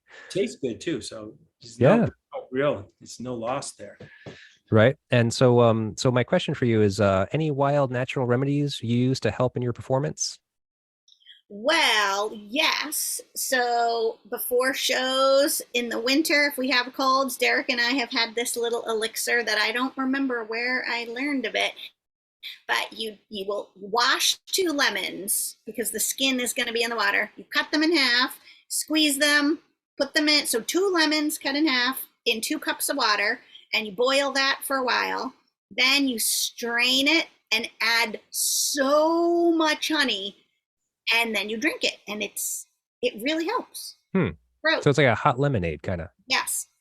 Interesting. It teaches you how much sugar is in lemonade because you have to put so much lemon before you could really drink it. But I think the honey is good. It's good. Stand by that. So now this is specifically for singing. Yes. Okay. All right, and like, because I feel like there's something that that connects here as far as like natural remedies, and then like the theme, or at least the the idea of where the title for the new album came from, New Alchemy, right? Sure. Yeah. As you were saying, it's kind of like a old school, was it, or? Well, no, it was more like a farm. It was a farm. Okay, just practicing sustainable practices. Yep. So are you like naturopaths in a sense? I mean, are you into the natural remedies, or not too much? Not too much, no? No, not me. I mean, we're not opposed to them, but we also like modern medicine. I'd say whatever works. I mean, we work. I feel like I have good health insurance through my job, so I'm like, I'm going to take all the pills that I know work for all the bad things that don't work on me. You know. Right. But sure, natural stuff. I try to eat healthy. Yeah, of course. I used to think I was a hippie, but not anymore. Oh, okay. Like I think I'd be more crunchy, but then I'm like, I do the right things. You compost, you do all the, all the things. Sure. Then, is it enough? Got to keep trying. It's never enough. Yeah. Well, my wife is a mystic, so she's into all those weird things. Like, so she actually can make like elderberry syrup. You ever hear of that? No. What's it good for? It's good for like everything, basically. Everything. Yeah, like it actually kind of looks and almost tastes like Dimetap. But it's all natural. It comes from berries. You kind of like just simmer it down into like a kind of a syrup, and it tastes okay. Doesn't taste too funky. Pretty fairly sweet, and it's just kind of good for anything. What's another good? My girlfriend, she makes when I'm sick, she'll make me like a turmeric milk. Oh. So it's hot turmeric, like oat milk, usually turmeric sort of distilled, and then with a little bit of salt too. Yes, my wife is familiar with that one. Okay. And then which is the other crazy one? Fire cider. I don't think I've had that. Is that like apple cider vinegar or something? Kind of. It's quite a dangerous concoction. It's like mostly vinegar, apple cider vinegar, and then like what's in there? I know there's ginger in there, so it's because it's spicy. It's like it's a really spicy drink, and that thing's supposed to like really knock everything out of your system too, as far as like if you're ill, which I'd imagine it just kind of makes me ill. I don't think it makes me that much better. Horseradish, ginger, garlic, So in a onions, different way, cayenne it pepper. takes over the other illness. Yeah, it masks it, so you don't think about how sick you are. You just Good. thinking about what's destroying your stomach. Wow. Well, I mean, I That do works. think I remember one time driving somewhere, and this was after all our family members had died of cancer. And it was just something on NPR where this doctor was talking about the fact that if we really focused on what we ate, it's almost like the most important thing we Mhm. can do on the societal level to Right. bring cancer rates down. Doesn't work on the individual level, but she just had so much information and so many statistics about the bad impacts of what many people eat all the time, and conversely, the amazing positive impacts of certain foods. I remember listening to her and thinking, oh, it like jogged my memory way back when I was in college, reading some little magazine article about blueberries. And I remember this one quote came from a doctor in it who said, if there's one thing everyone could do, eat a cup of blueberries every day, your entire life. And at that time, they were trying to figure out, could you put blueberries in ground beef and like sneak them into burgers basically without affecting the flavor? So I hope, as the years go by, that we will figure that out. Again, at the societal level, some like no-brainer dummy things like, yes, get your cup of blueberries in, everybody. Yeah. No, I think you're right, and I think that whatever this was that you were listening to has a lot of validity. I'm not going to say it's completely accurate because obviously, I don't want to get into this argument with people, but I think the way that you live, your lifestyle, the food that you eat, the choices that you make as far as like what you put in your body is it has to affect your health. I mean, so yeah, I'm on board with that. So we're all a little crunchy. Yeah, I agree. Yeah, I love absolutely. blueberries, so I don't have a problem with it. Me neither. I down them every day anyway. All right, let's move on. You know what? I've only got a couple more for you. Yeah, I'm actually surprised that we got through all these. I was expecting just to skip some. So next song is "Running Down a Dream." yeah. Okay, another great fact that I don't have a question for, but so this is another great song. I definitely love this one. One interesting thing, according to Tom, that amazed him was that Mike Campbell did the guitar solo in one take. Wow. In his tiny studio house with only Tom and Jeff Lynne present to witness. Wow. Yep. And so that's why the song runs a little long, because he was just on such a roll that they just kind of let him go. Yeah. I get the feeling just from the times I've seen them that the band really likes playing that song. Yeah. I mean, I know that like riff kind of like grabs the audience, I think, but every time I've seen them play that song, it's just been like really amped up version of it. Sure. Well, I imagine that, it's because it's such a popular song as well. I have a feeling you must play off your audience as well, right? Yeah. You know what songs kind of hit your audience a little bit more so than others? Yeah. Well, the funny thing for us, since we haven't put out a record in 8 years, is that when we played in February, we played 2 shows in February, one in Boston, one in New York, where we basically have our people who are going to come see us that we can count on. But that was our first show since the pandemic. So we hadn't played in a couple of years. So I knew we weren't going to be able to get the record out by then because we still had a lot of stuff to figure out. So we released 2 songs on our Bandcamp only, like not on Spotify or anything. One of them was Without You. The other one was Some, one of Derek Pulitzer masterpieces. And it was so fun to play the shows and people knew those 2 songs. So it was a noticeable difference because we were mostly playing all the new songs that nobody had heard yet. Right. And then we played, this is one of the songs we put out on Bandcamp last week, and like a bunch of people would clap and we were like, wow, that's cool. So I'm hoping that the next couple from now on we'll be playing these songs, but people will actually have heard them. So yeah. And now what about mixing up some of the old catalog? I mean, are you still playing, or you will be playing some of the old songs? Not too much. Not too much.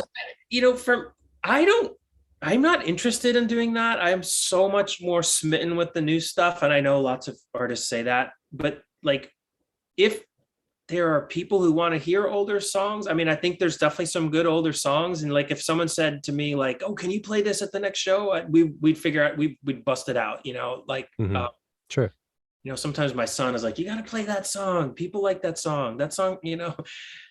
But I think our mind is so in the present and future that we have with Derek a lot. Like Derek did learn a lot of our older songs when we first started playing, and we play shows and play a lot of the older ones. So I don't know, it'll probably, you know, at some point we'll throw a few in, but I think right now we just have 2 shows coming up, and I hope next spring and summer we can play a lot more, and maybe we'll like to mix it up. We also really like to play covers live, and so that takes up a couple slots in the set sometimes too. Okay.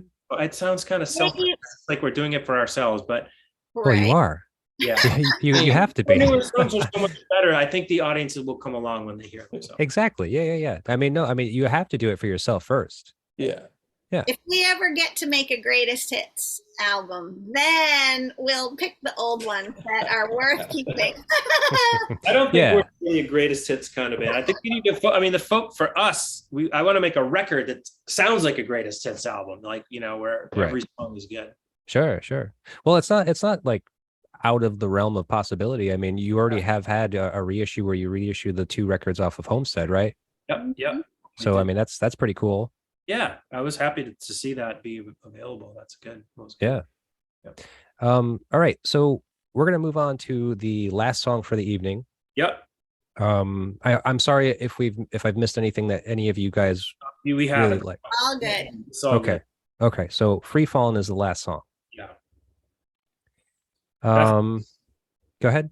Yeah, no, so Derek and I were talking about how I think at the time we were like, oh, this is too commercial, too. Yeah. And I think I appreciate it a lot more now, and also appreciate the lyrics are really good too. You know, like there is a little bit of an edge to the lyrics that I don't think I really picked up on so much, or I wasn't really listening at the time. Yeah. I think it was shrouded too much with the whole pop sensibility thing, and this being literally his most famous song. Right. You know, so obviously it was everywhere when it came out, and it was kind of like overkill.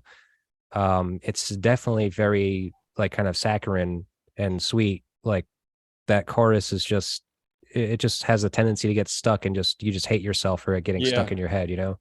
Yeah. The line for me is just the simple little line, loves horses. That is just a harsh line. That it's just like, it's that there's a critique of the person he's singing about in that line. Like, cause it's sort of like at first she's a good girl, you know, like loves her mama, all that stuff. Like, right. Loves Jesus. Jesus in America too.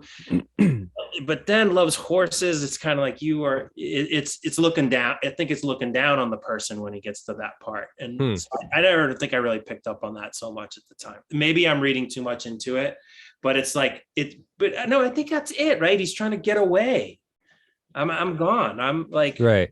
Yeah. I'm not too sure. Like, I didn't really like read the read the lyrics for the song as I was listening to it. Yeah. But yeah, I mean, there's definitely stuff that's there, and again, it's just part of his gift to just be able to create a song that is kind of so universal. It kind of touches a lot of people in a number of different ways, regardless of what his intention was. Yeah, you know. So but Free Fallin', like I said, that this is grouped into that. It's a little cluster on this record of like all the songs from Full Moon Fever. Yep. And so now that we're into the Full Moon Fever portion of this album, it came to my attention that Jeff Lynne was all over this record. Okay, so he was from co-writing to producing to performing on it. Yeah. And Tom spoke very highly of him and the type of influence working with him had on him from that point forth. Yeah. So my question to you guys is there anyone in Sleepyhead's world that you've worked with or have been or has been a form of a guiding light? Mentor? Yeah. So we've been very lucky to work with some really great producers over the years, Michael Deming, Martin Beasy. But the one we're working with now, John Luffer, who did this record, like I can't wait to make another record with him. He just right now, he just brings out the very best in us. We have some other friends who help us like with like more like, you know, how do you just music business type of decisions. Our friend Lyle, who runs our publishing company, and he's just a really good friend. And when I don't know what the heck we're supposed to be doing, how do we get this link? He helps with that. But for musically, I would say it's John Lupfer. We're pretty self-sufficient, the three of us, but yeah. Yeah. Derek, Rachel, do you have anything to add? Do you have I mean, I'm sure that John is it. I mean, obviously he's a great producer and has done a great job on this new album.